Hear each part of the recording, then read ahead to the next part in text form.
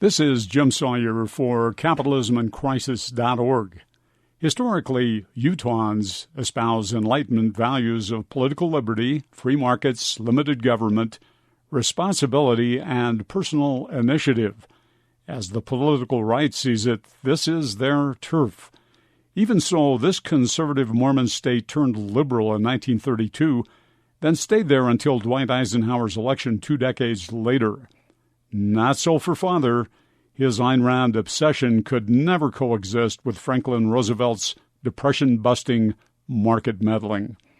Buss was raised to detest the Mormon Church, but he was also raised with political values similar to those favored by Mormon fundamentalists. What a curious love-hate relationship. He loathed Roosevelt's New Deal that created jobs for public trough feeders, as he called them. He was a maker, not a taker. Liberal economists came in for special loathing.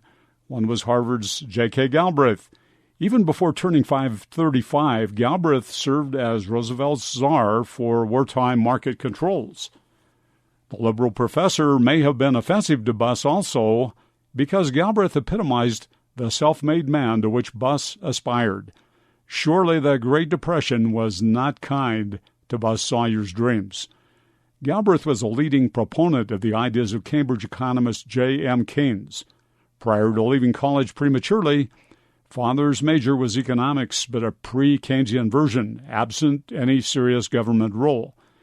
The path out of depression was obstructed by business underinvestment and household over-saving, according to Keynes and Galbraith.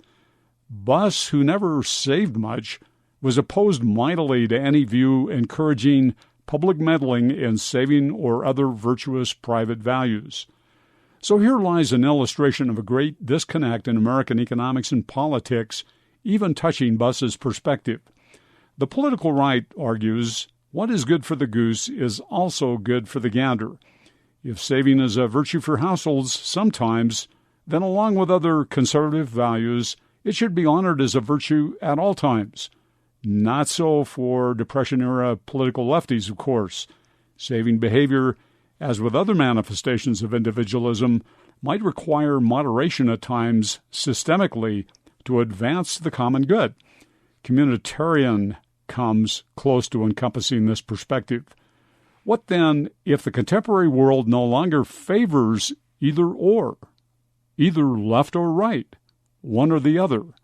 What if the contemporary challenge encourages balancing, living discreetly out of previously what were thought to be mutually exclusive values?